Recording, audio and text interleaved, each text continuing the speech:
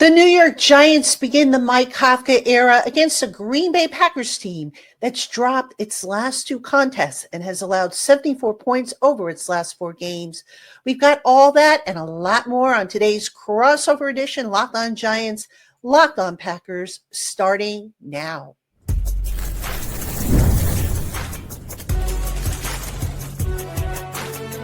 You are Locked On NFL Crossover, part of the Locked On Podcast Network.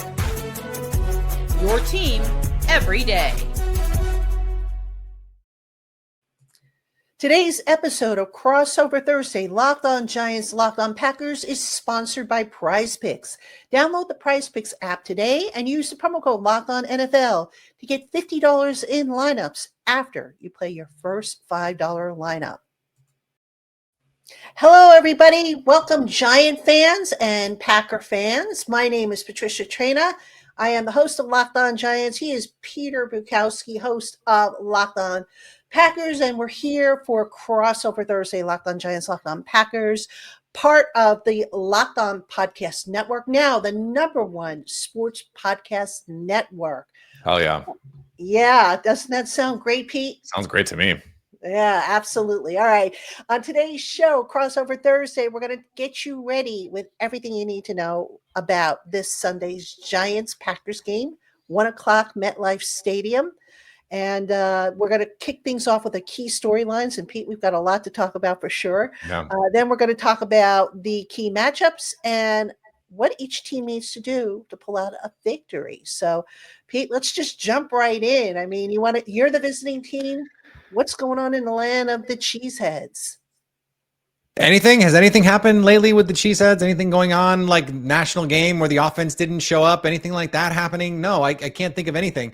The offense right now, and Giants fans are probably not deep on Packers Twitter or on Packers Reddit or Packers Facebook or anything like that. The Packer fans want Matt LaFleur out. And I'm sure there are Giants fans that were like, hey, over here, we'll take him. Please we haven't had a coach as good as Matt LaFleur since at least Tom Coughlin. And so like, I try and remind Packer fans of that. Like, Matt LaFleur's a really good coach. Everyone relax a little bit, please. But coming into this game, this is why this is the big storyline, is the offense has just not looked like the offense we're used to seeing in Green Bay. And I'm not even talking about Aaron Rodgers, Patricia. I'm talking about Jordan Love. This was a top 10 offense in 2023. It was a top 10 offense in 2024. It's a top 10 offense right now. It just doesn't feel like one. And that's part of the problem. They're inconsistent. They're a high variance team. They want to hunt shot plays, but their down to down consistency is just not there. And lately they've not been hitting the shot plays either. And so that has taken everything away from this offense. This offense is pretty toothless right now. 2 games ago, Jordan Love set a Packers franchise record with 20 straight completions, tied a franchise record against Pittsburgh in Pittsburgh. And it was like, okay, he's an MVP candidate. And over the last 2 weeks, the offense has been, frankly, a wet fart. And so if they want to win games, if they want to beat even the New York Giants without a coach and without their starting quarterback, the offense is going to have to be better than that here moving forward. You are lucky that you don't have anything to talk about all week. You have no new things to talk about, no interesting storylines, right? You know, anything like that. So Jackson Dart is not going to play. It sounds like, right? And Mike Kafka, who, am I crazy to think this could potentially be an upgrade for the Giants? Like, Mike Kafka was getting head coaching opportunities in terms of interviews already. Like, he was going to be one of the most sought after candidates on the market. Am I crazy to think they could be better with maybe not right away, but like eventually? Like, this could be one of the rare, the interim gets promoted and everyone goes, this was of course the move. Well, you better hope so, because a lot of people had their eye on your Packers defensive coordinator as a future head coach. But yeah, I mean, the land of the Giants, I mean, yeah, kind of a quiet week, right? I mean, I've been going nonstop. Mike Kafka in as interim head coach. And, look, a lot of people are expecting, all these fancy changes and whatnot. They're going to be subtle at first. But, one of the good things about having a new head coach and I've said this about, even if this was the start of the season, sometimes you can catch teams off guard. I mean, they're not going to totally change the offense. They're not going to totally change the defense. Unfortunately, Shane Bowen is still the defensive coordinator, so that's not going to change all that much. But little tweaks here and there could potentially, catch a team off guard, because now it's like, okay, what are the tendencies and the trends that maybe Mike Kafka, the head coach, does differently than Mike Kafka, the offensive coordinator slash play caller? And to add to that, the national treasure that is known as Jameis Winston is going to be the starting quarterback this week. Finally, somebody listened to me.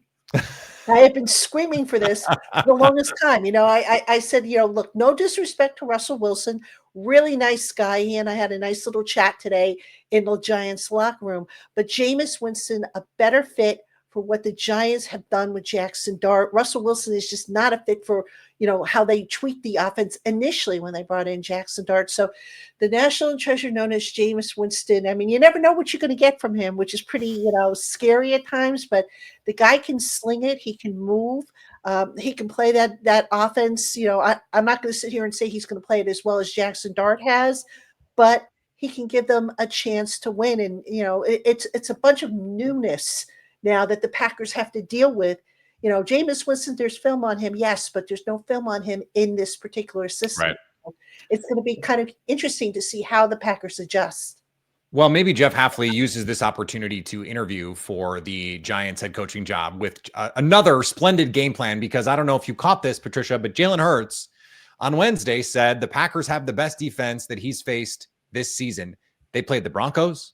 They played the Rams, who are the number one defense in the NFL by a lot of metrics right now. So that is the test that Jameis has in front of him. But the thing that Jameis we know is going to do is he will have no conscience. He will throw the ball, and he will throw the ball, and he will throw the ball into coverage. He will throw the ball deep. He will create some variance. Now, the problem for the Giants, and we can get into this with the matchups, is Malik Neighbors is out. Cam Scatterbo is out. And so it's like, okay, who is the ball going to? Now, Jackson Dart was finding success throwing the ball to backup tight ends. And if one of the backup tight ends could have caught the ball in the end zone, maybe they win that game even with Jackson Dart going down. I mean, I was really impressed watching this offense work with Dart against the Bears. But part of that was Dart is a fearless guy, like Jameis is, but Dart is a much better athlete. He made a number of plays in that game with his legs. I feel like that's something that whoever the next coach of the Giants is, they have something in Jackson Dart, but they need to say, dude, you need to ratchet it back like 25% on taking off and taking these hits. Like we get it. You're tough. We get it. You have swagger. Like you have ultimate belief in your abilities. I love that in a player. You got to chill on some of these hits that you're taking because we need you on the field. And that was something Baker Mayfield had to learn. Like Baker Mayfield has become one of the best scramblers in the NFL. Early on, he trusted his athleticism too much. He just is not as good an athlete as he thought he was. And I feel like Dart, if he can learn that same lesson, I know he's not playing this weekend, but I've been so impressed by what he's brought to this team, and losing that, it sucks. I was really excited to see him. Yeah, I think a lot of people were, because really Jackson Dart, the only reason to tune in these days with, for the Giants. Now, again, Cam Scatterbo would have been the other reason, and he's hurt too. Scatterbo, right? Malik Neighbors, but two out of the right now the Giant fans have, they're Jameis 0 for 3 Winston to look forward to, and Jameis Winston, like I said, he could be a fun player to watch. He could also be a frustrating player to watch for sure. If you're not the coach, he's a fun player to watch. Yeah, exactly. So, it's going to be, to me, I think another, sub storyline for the Giants is the defense. And we'll get into matchups, obviously, but the guy that I thought would get fired first, Shane Bowen, the defensive coordinator, he's still here, still the same system, still at the same everything. But this time, Mike Kafka, the interim head coach, is a little bit more involved now, in meetings that maybe he wasn't involved with before. And he's going to sit down and say, hey, here's what I like. Here's what I don't like. How about we tweak things a little bit? And who knows, maybe things will be a little different for that Giants defense. Yeah, I'm not optimistic. I mean, I see the personnel, and the personnel is the problem. And we can get into that in the matchups. But you can only pull the levers a little bit, right? Like, okay, so I want us to play more man coverage, or I want us to play less man coverage, or I want us to blitz more, or I want us to play heavy boxes more. Your players are still the players. And I think ultimately that's the deal. I think you have a greater advantage with a new staff on offense. Cause it's like, okay, we don't really know what Mike Kafka wants to do. Again, you can only change it so much. It's still going to be the same base concepts. We know what those are going to be from the Giants.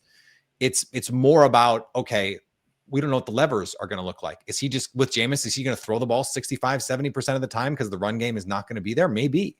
And so how do you prepare for that? I think that makes this a fascinating week, especially when we know the dead cat bounce is real with a fired coach. Teams tend to play really well off that first game after they fire their coach.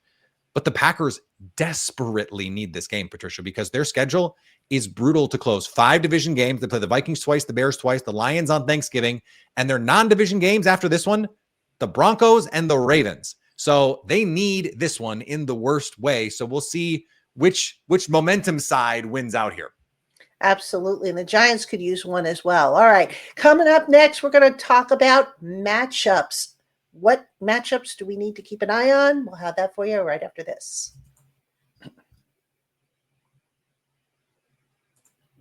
When the opening whistle blows on a new repair, get your crew moving forward with Supply House. Order today and see parts on your doorstep tomorrow. Over 280,000 plumbing, HVAC, and electrical items from the most trusted brands in the business. Their real-time inventory and honest lead time keeps you from punting projects, while their industry-leading customer service always has your blind side covered. The part finder tools and 3D schematics can save you hours on jobs where every detail matters. Their Trademaster perks like priority shipping and dedicated support make the whole process smoother. So go on and join the free Trademaster program today and score serious perks like priority shipping, lower prices, and of course the dedicated support line. Visit supplyhouse.com to sign up for free and use the promo code SHNFL5 to get 5% off your first order. That's supplyhouse.com. Real people, real service. This episode of Crossover Thursday is brought to you by Prize Picks. You and I make decisions every day, but on Prize Picks, being right can get you paid. Don't miss any of the excitement of this sports season. Whether you're following the NFL, the NBA, or both, there's no better time to jump in on the action. If you haven't tried it yet, Prize Picks is the simplest way to play. Just pick more or less on at least 2 player stats, and if you get them right, you win. It takes less than 60 seconds to make your lineup, and you can play anywhere Prize Picks operates, including California, Texas, and Georgia. The new Stacks feature is a game changer. You can now pick more on, for example, Jackson Dart's passing yards, touchdowns, and rushing yards in the same lineup. Plus, if one of your players leaves early with an injury, the injury reboot saves your lineup from a loss. So go on, download the Prize Picks app today and use promo code LOCKEDONNFL to get $50 in lineups after you play your first $5 lineup. Again, that's code LOCKEDONNFL to get $50 in lineups after your first $5 play.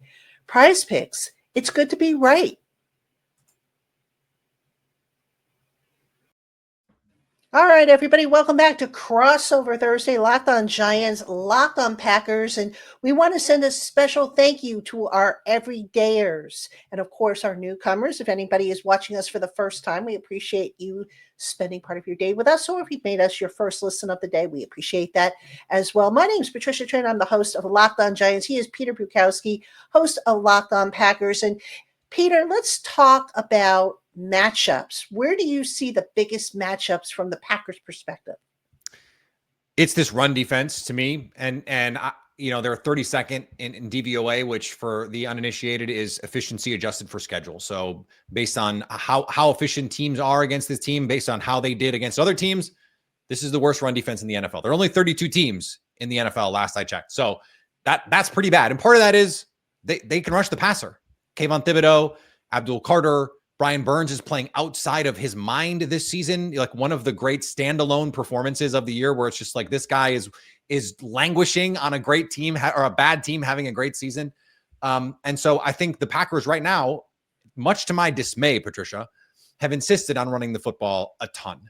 And this is not going to be a game by matchup where you go, let's change what we're doing. I really don't think it is. Like, I think this is the game where if you want to be pessimistic about these things, you go, Matt LaFleur is going to learn the wrong lessons from playing the New York Giants on Sunday because they're going to be able to run the ball, and then that's going to carry over. But I think that what we need to see here is the play action game, and running the ball is the way that you have to do that. You have to set it up that way. So I also think that when you look at this secondary, there's problems. If you can pass protect, there are problems in the secondary. I mean, Deonte Banks, my goodness. We're talking about, and he was someone, Patricia, I loved in the draft. I was really into his talent, his size. The movement skills for a guy that size are rare. He's been, by some charting and some grades, like the worst starting corner in the NFL this year. That's a problem. That's a problem. And so if you can run the ball, that allows you to play action. We saw the Bears get to some big explosive plays off play action eventually on Sunday. And so the run game for me is where I'm looking.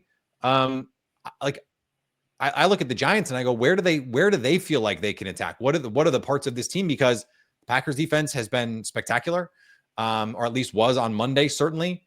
And the offense, is it the pass rush? Is that the place where you have to go win this game? Is the pass rush?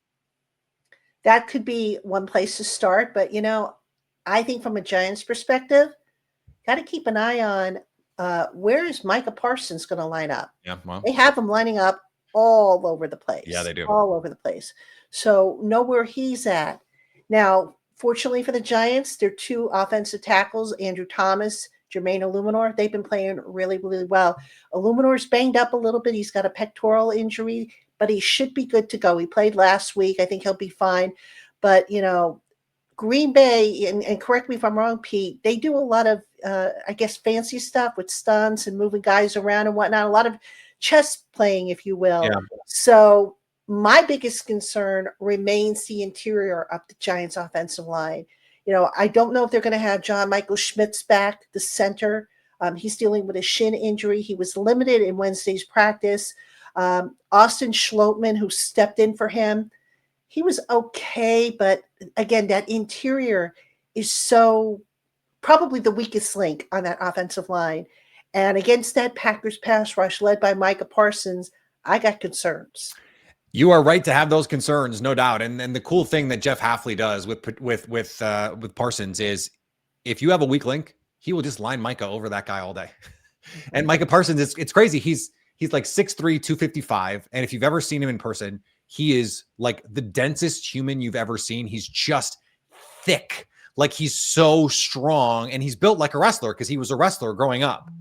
And so that is something that we've seen him do every game, where and they do this cool thing, Patricia, I'm sure you've seen it on tape, and for your fans who haven't watched the Packers much this season or haven't noticed this, Micah will line up directly behind a tackle, a defensive tackle, whether it's in the A gap, the B gap, doesn't matter where.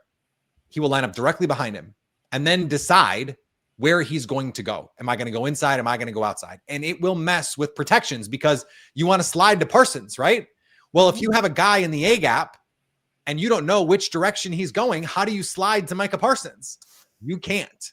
And so if he guesses wrong, maybe you have him blocked. If he guesses right, he might not just have one-on-one. He might have an angle and a gap to shoot. And we saw him, I think he had 7 pressures against the Eagles. If you look in the stat sheet, you go to ESPN or whatever, you look in the stat sheet, you will not find him. Did not make a tackle, did not have a pass breakup, did not have a sack. 7 pressures in a game where Jalen Hurts didn't throw the ball that many times. He was extremely disruptive on Monday. And Devontae Wyatt's getting back healthy. Carl Brooks is a nice interior pass rusher. Colby Wooden is playing really well. And they still have Rashawn Gary. They still have Kingsley Enagbare, who's a backup defensive lineman who's playing really well. Both of these teams have really good 4-man fronts who can get after you. And if Jameis is going to have to get the ball out quick, are they going to be able to push the ball down the field would be my big question, because I think you have to do that.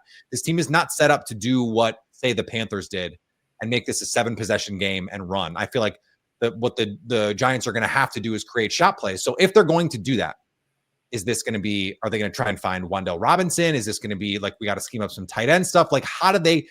Packers, one of the best teams, not allowing explosives, but Jameis Winston is an explosive quarterback.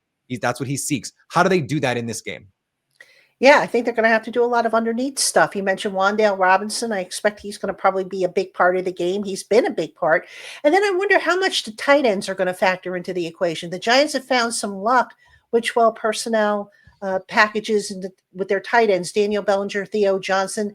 Theo Johnson was a favorite target of Jackson Dart, but I'm curious to see which of the receivers or tight ends Jameis Winston has developed that chemistry with. That's a big question mark. We don't get to see the entire practices, so I can't say it's one guy or another. But, they're going to have to take, obviously, what the defense gives them, which is probably going to be the underneath stuff because, as you said, they're very good against the deep ball.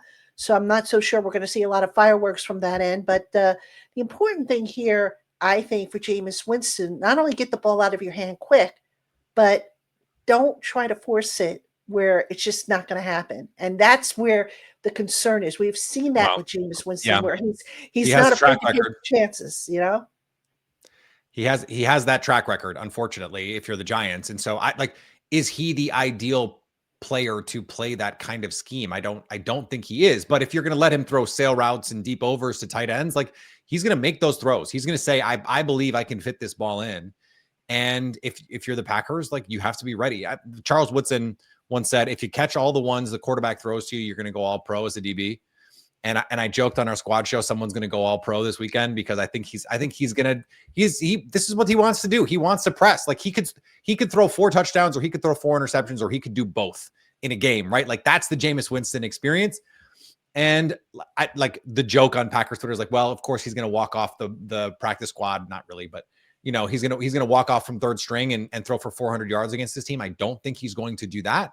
But if he threw a couple bombs or hit someone in stride that turned into a 50-yard play, that's not going to surprise me at all, because that's just who Jameis Winston has been in his NFL career. If you're the Packers, you have to limit those and say that can't be a touchdown. You got to tackle well. And then in the red zone, you got to buckle down. And that's where, this team situationally has been very good this year. And so their defense has not created the takeaways that I think that we're used to seeing in Green Bay that they created last year. They've also not created the sacks at as high a rate as you would expect. This team gets pressure at a top 10 rate, but they're middling to below average in sacks. At some point, that worm is going to turn. You get pressure that much, you're going to get some sacks. So can you create a sack fumble in this game? Something like that. And I think that could be key here as well. Yeah, for sure. All right. Coming up next, we're going to talk about the keys to victory. Locked On Giants, Locked On Packers crossover Thursday. We'll be right back.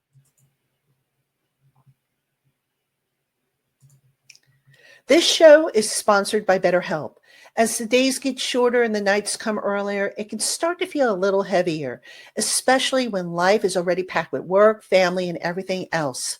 This season, it's so important to reach out and check in with friends, family, or even yourself.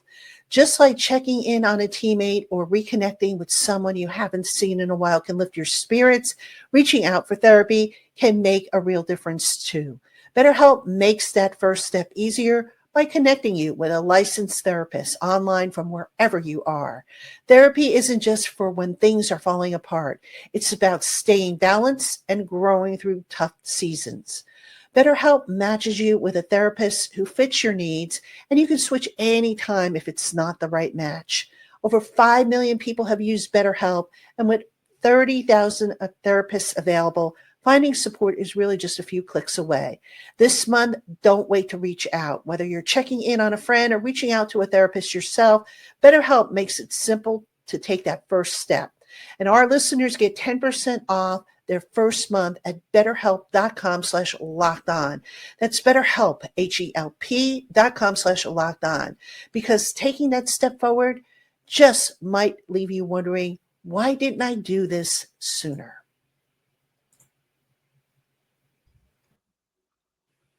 All right, everybody, welcome back to Crossover Thursday. Locked On Giants, Locked On Packers. He's Peter Bukowski of Locked On Packers.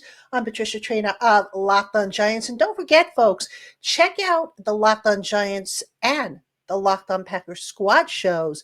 2 separate shows, obviously. Yep. We run twice a week. I think the Packers runs on Wednesday, if I'm not mistaken. And, of course, after the game. And, of course, the Giants, we run ours on Thursday afternoons, 1 o'clock, Mark Collins, Jay Berman, and myself, and, of course, after the game. So we hope you will check those out as well. All right. Giants, Packers, Sunday, 1 o'clock, MetLife Stadium. Peter, what's the keys to the game here? Protect Jordan Love. The offensive line for the Packers has not been stellar this year. It's been below the standard that we are used to seeing in Green Bay, to be sure. Injuries have played a role in that as well. Their Elton Jenkins, their center, who they moved from guard, who's a Pro Bowl guard, they moved to center this year.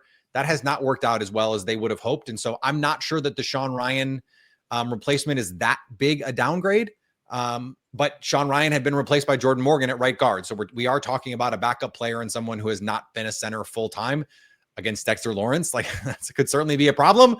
But Rasheed Walker, Zach Tom, like they've seen Kayvon Thibodeau. They've seen Brian Burns. Like they know what it's like to play against those kinds of guys. You have to give Jordan Love time, because if you keep him clean, he has been one of the best quarterbacks in the NFL when he's not pressured. And that for the Packers, that means creating some play action opportunities, some heavy protection opportunities. The Packers went to some 6th offensive lineman looks on Monday to create some play action shots. I think you're going to see that in this game too. Hey, we know your run defense stinks. Here's 6 offensive line to make sure it stinks, right? And so, like, I think you're going to see that stuff too. If they can protect Jordan Love, there are enough holes in this secondary to me that they're going to be able to run the ball. Can you then play action off it and create the shot plays down the field, or even just some intermediate stuff would be really nice from this offense. That's the key to me as we move forward here. What do you see for the Giants side? They better beef up that run defense. That has been a problem week after week after week. Giants have some injuries now on that side, on the front 7. Bobby Okereke, the inside linebacker, shoulder issue. They've already lost Darius Muaso. They lost Micah McFadden. Both of them. Is Okereke not going to play? I'm sorry? Is Okereke not going to play? Do we not know at this point? We don't know at this point, but he's on the injury report with a shoulder issue. All right. So that's a concern, obviously. Need your shoulder to tackle, by the way. Yeah, exactly. Dexter Lawrence. Hopefully he wakes up. I mean, he just hasn't been Dexter Lawrence. Yeah. What is the deal there? I wonder about it, Pete, because, I look at the Giants defense and when they get into the fourth quarter, and I don't know if it's because they're on the field a lot or what, but it could be. They look gassed when we get to, later into the game. And that's a concern. And I wonder if that's not part of the issue, why that defense just collapses in the last 6-7 minutes of the fourth quarter. So, obviously the Cardinals kind of do the same thing. It's weird when your offense is inconsistent. I guess it's not weird when your offense is inconsistent, that in the fourth quarter, like when you've been on the field a bunch, it's going to happen. And we saw it. Like, can you just, we're 27 minutes in the show. I probably should have mentioned this sooner, but can you pinpoint what happened against the Bears? There's no way they should have lost that game on Sunday. They couldn't get off the field. I mean, how many penalties were on defense? I mean, it's interesting. The defensive backs, you mentioned Deonte Banks. In practice, they have them working with oven mitts so that they're not grabby. It used to be. No. When they have props for the corners, you're in deep trouble. They used to have tennis balls taped to their hands. Now it's oven mitts. But it just seems like, they get the opponent where they want them, and somebody does something stupid, usually in the defensive backfield. And, the Giants, the last few weeks, they've been playing without Javon Holland, although Holland was back last week. They've been playing without Paulson Adebo. They went one game without Cordell Flott. So that defensive backfield, man, not only can they not hold the coverage to give the pass rush a chance to finish things off, but you throw in the fact that the run defense hasn't been good. And you just sit there and you pull your hair out and you say, how can this be? You got Dexter Lawrence up front, Rakeem Nunez-Roches, who's been playing alongside of him. He's banged up. He's got a toe injury. You've got Roy Robertson-Harris, who played pretty well last week. And it's just, and here's the other thing. If you're not able to stop the run, play a 4-man front. Why are you going with 2 or 3 guys? Play a 4-man front. Give yourself at least a fighting chance. Because you've got 2 or 3 guys against 5. Yeah, it's tough. I was just looking up the numbers as you were talking. They are last in rush EPA in terms of EPA per rush, and it's not particularly close. The Giants and the Bengals are the 2 worst teams, and it's not close. And by success rate, they're 3rd worst. So that means they're giving up some big plays in there too. It just, with Dexter Lawrence on the team, that should just not be. 2 years ago, Dexter Lawrence was. I was listening to podcasters I think are smart say he might be the best player, full stop, in the NFL. And that has just not been the case this year for whatever reason. And so if the Packers can run the ball, and they can protect Jordan Love, I think they're going to win. But I also think this is the kind of game Jameis Winston is going to make interesting. And so this to me, the line when it was 7.5 I was like, I'm going to take the Giants on 7.5. This is a game where I think the Packers, it reminds me of the Bengals game, Patricia. And I don't know if you watched that one, but like the Packers were winning that whole game, but they never put it out of reach. And in the end, the Bengals made it just interesting enough. Like the game was never really in doubt, but at the end you go up and you're like, we should have blown that team out and didn't. I think that is how I'm going to feel at the end of this game. It's like the Packers probably should have blown that team out and they didn't. And until they do, I can't predict them doing it anymore. Like I've been loosey with the football too many times with this team to predict a blowout. This should be a game the Packers win 31-20. It should be that kind of game.